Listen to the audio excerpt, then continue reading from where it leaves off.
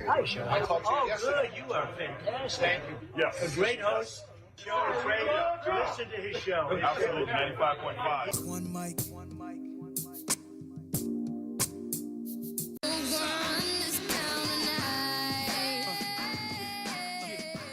This is an existential moment, and it requires passionate leaders with purpose, that have a sense of meaning, and conviction. And it requires, long-windedly, and I'll end on this because I think it's part of the theme of the day, it requires strength. You know, I think one of the biggest frustrations I have with my party is we've appeared a little weak, a little timid. You know, we're trying to win arguments while the other side is consolidating power. We're writing op-eds. These guys are quite literally rewriting the Constitution. And so we need courageous leadership. We need people, in the spirit of the original comments I have, that understand this moment and are going to meet this moment head on. And that is you, Madam Mayor. And I couldn't be more. That was the endorsement of Governor Gavin Newsom for former Mayor Keisha Lance Bottoms, ladies and gentlemen. So let me tell you about my Sunday. And I there's a lot to talk about tonight. We're only on till 8 o'clock. I want to start from the beginning. I really do. I was at that event early Sunday afternoon. Let me tell you, on last week, I filled out a form to join as press President Trump in Rome. I voted for him in 2016, defended him on CNN, voted for him in 2020, went on CNN again and defended him, voted for him in 2024, spent 2023 and 2024 cajoling, pushing, convincing people to vote for him. My family had disowned me for a few. I hadn't spoken to several of my cousins. And that same administration, not him, of course he doesn't run the press stuff, but people in his administration knowing all of this because during the 2024 election, we were in constant contact. When I filled out that form to be invited to Rome as press, I was denied.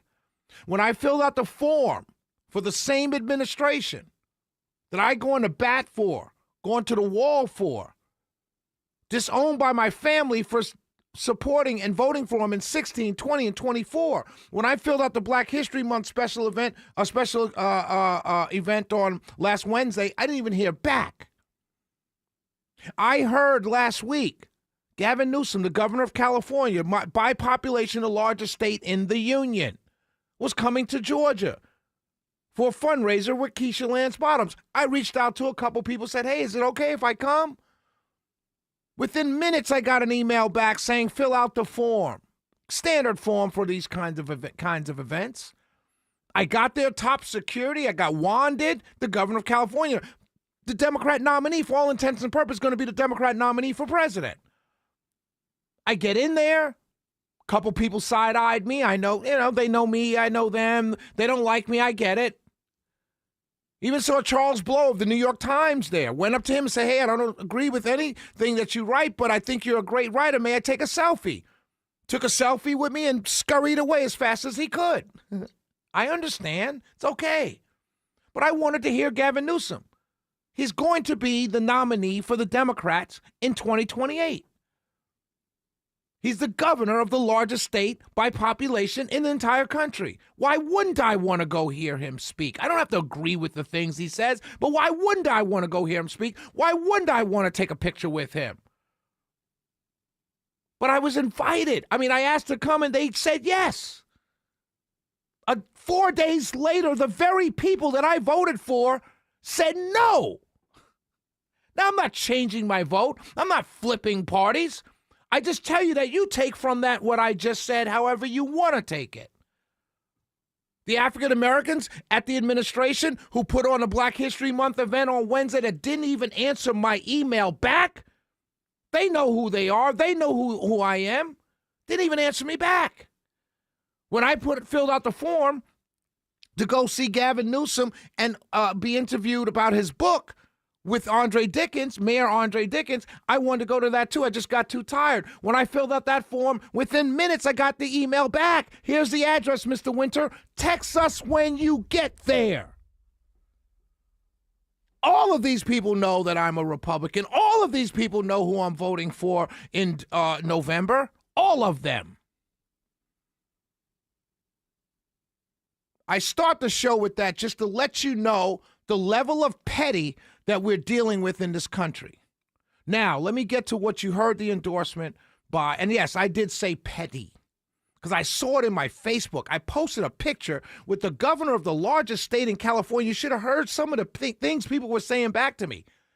I was just like, are you children? Well, who raised you? How were you raised? Talking about, I said, full-throated endorsement. Yeah, deep-throated, ha, ha, ha. I'm like, you don't say that about Laura Loomer. She's single, no kids, never been married, and she's been all over the place, passed around. Nothing. Let me stop. But you don't say it about the women on our side that are changing their look, getting Botox in their faces, all trying to look the same. You don't say that about them. But the black woman running for governor, all of a sudden, come on, man. I can't get with that. Some of you are just mean. And you make me not want to be on this team anymore. But again, it's neither here nor there. I went to the event, met some great people. Shout out to Shelly and her friend Kelly, who are childhood friends with Keisha Lance Bottoms. I talked to people. When Keisha Lance Bottoms saw me, she said, oh, another adventure out of mine. We're going to bring you over to our side. I said, no, that's not true. But we laughed. Normal people, humans. There was no like, what's he doing here? Get him out of here. Just normal people. Then the guy spoke. I want to play this for you. This is Gavin Newsom. Keisha Lance Bottoms asked Governor Gavin Newsom what brought him to the point where he made this Twitter just be a constant attack on Trump. Like, what brought that about? Listen to this. Close to 5,000 troops in the city of Los Angeles. I said at the time, this was a preview of things to come. Little did we know what was going to happen just a few months later in, obviously, D.C. and what happened in Chicago and, tragically, what's been unfolding in Minneapolis and Minnesota. That moment was the red line for me. And I told my team, we punched back that day. They were a little shy about it. They said, sorry, we may have been a little aggressive in responding. Trump said there's nothing aggressive. This is the moment. You just gave a green light permission slip.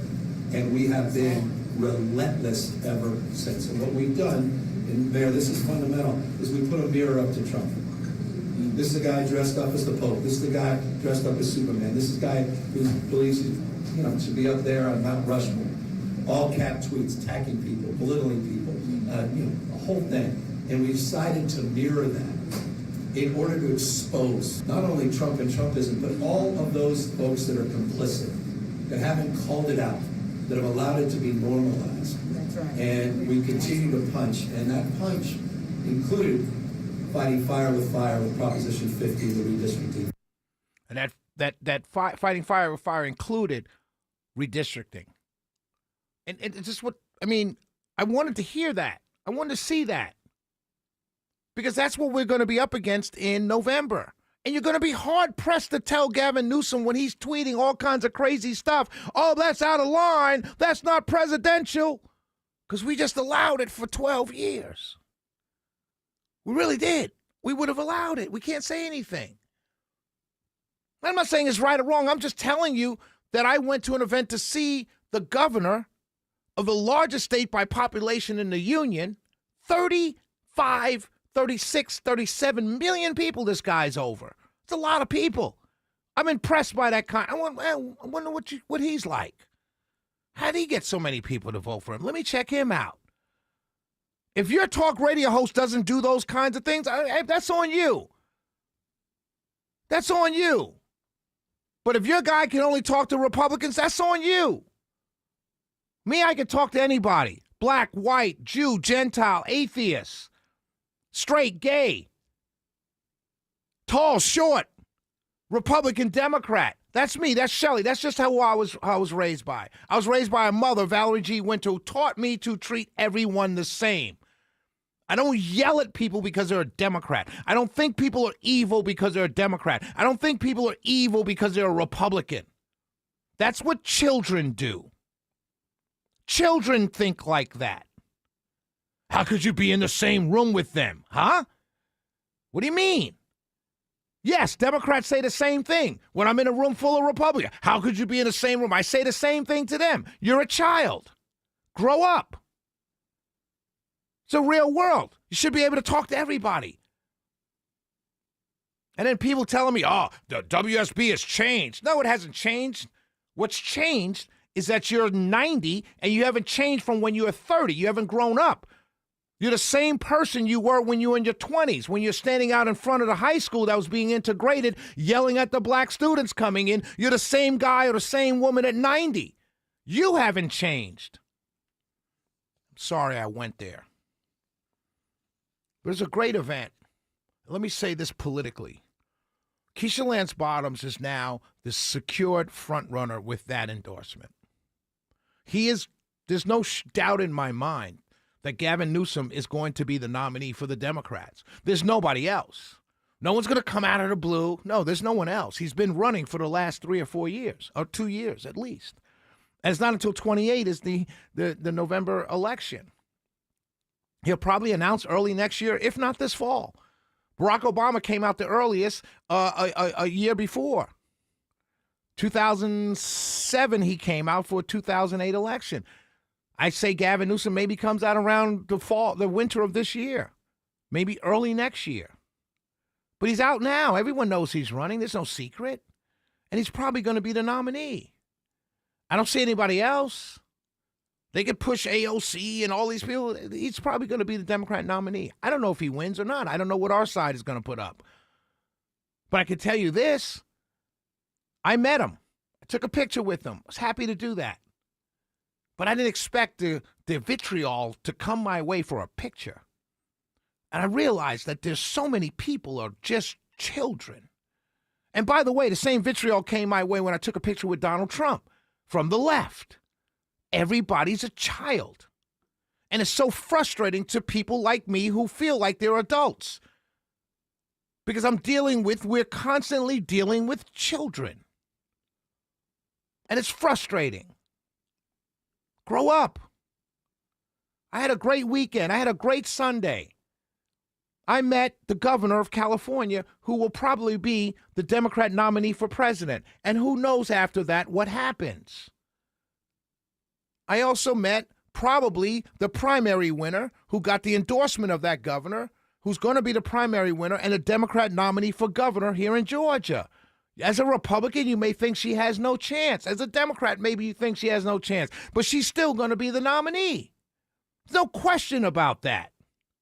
She's going to have the money. She's got the name recognition. And this was a dagger to the other candidates. A dagger with money and name recognition. And it only increases her profile getting an endorsement from Governor Gavin Newsom.